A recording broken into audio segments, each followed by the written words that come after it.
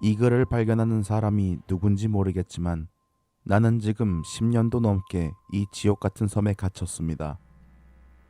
왜 그리 오래 이곳에 있었는지 그 이유는 밝힐 수 없습니다.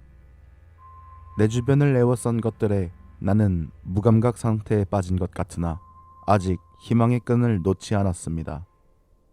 나는 그리 똑똑하지도 않으며 오컬트나 초현실적인 현상에 대처하는 방법을 알지도 못합니다. 지난 수년간 대체 무슨 일이 일어나는지 이해할 수 없지만 너무 무섭습니다. 찢어진 시간의 일부 같아요. 이게 무슨 의미인지 이해하실지는 모르겠습니다.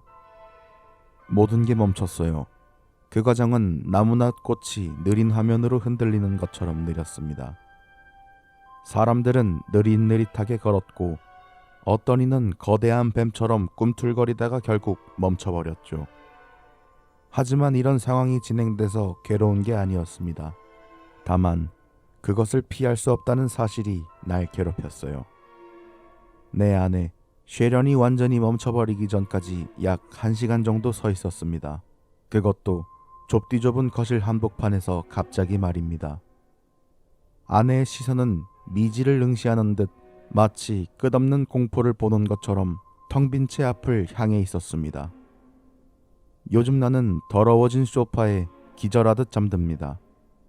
아침마다 끔찍한 표정을 지은 채 얼어있는 아내의 모습을 보는 게 참을 수 없어서 흰 천으로 아내의 얼굴을 가렸습니다. 딸 캐서린이 너무 딱딱하게 굳어서 들 수 없는 상태가 되기 직전에 다행히 침대로 옮겨둘 수 있었습니다.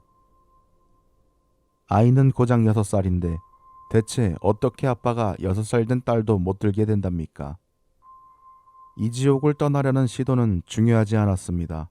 바다의 파도가 멈춰 있었거든요.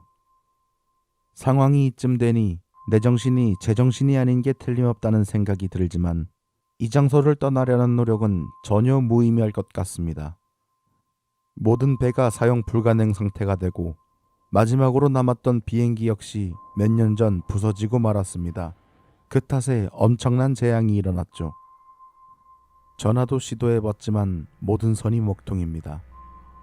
내가 전화를 시도할 때마다 누군가 고의로 차단이라도 하는 것인지 반복적이고 짧게 삐빅대는 소리가 들립니다.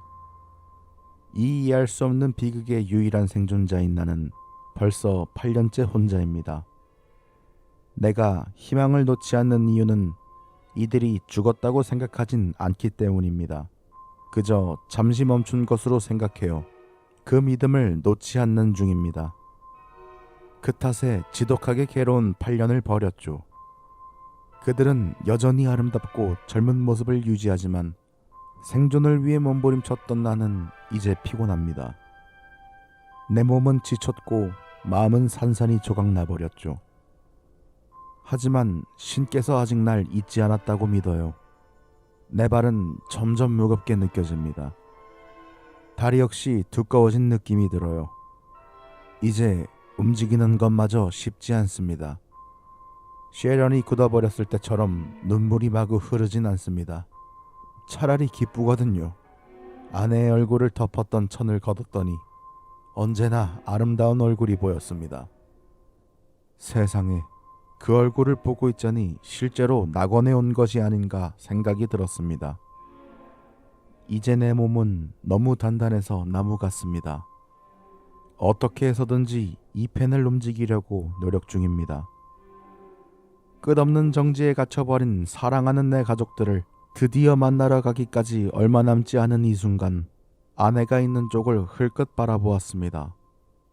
내 몸이 완전히 굳는 순간 내 아내의 눈동자가 깜빡이는 것을 보고 말았습니다.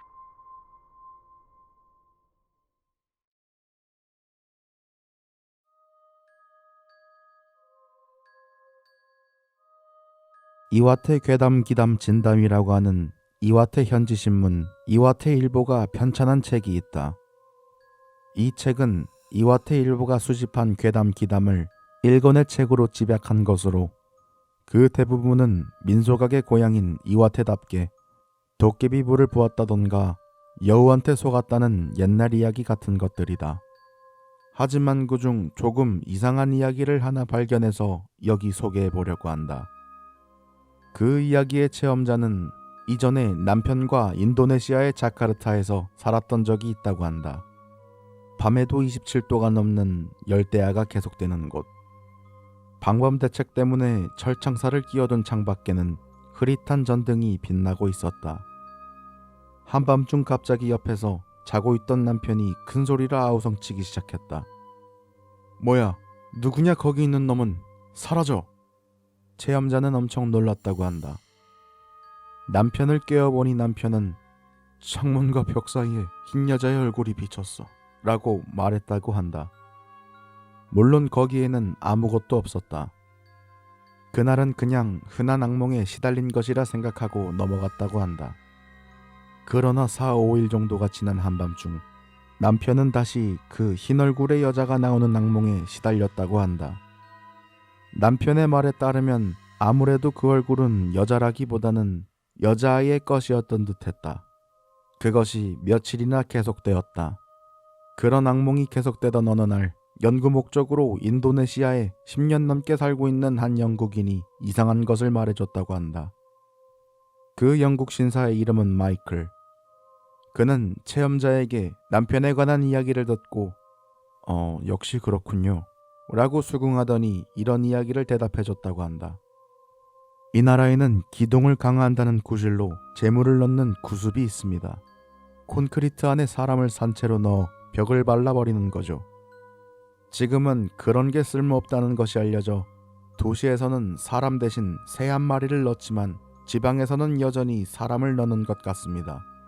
마취를 해서 모르는 아이를 납치한 뒤 그대로 아이를 생매장해버리는 것입니다. 체험자는 놀라서 물었다. 설마 자주 신문에 아이들의 실종 기사가 나오는 건 그것 때문인가요? 아마도요. 그래서 가끔 제물이 된 아이의 얼굴이 유령이 되어 나오는 일이 자주 있다고 합니다. 이 나라에서는 상식적인 일이에요. 이 나라에서는 고용인을 해고하고 싶으면 천장의 구석에 아이의 얼굴이 나왔다고 말한답니다. 마이클 씨의 눈은 계속 온화한 그대로였고 도저히 거짓말이나 농담을 하는 것처럼은 보이지 않았다고 한다. 그 이야기를 들었던 체험자도 보이와 메이드를 고용하고 있었다고 한다.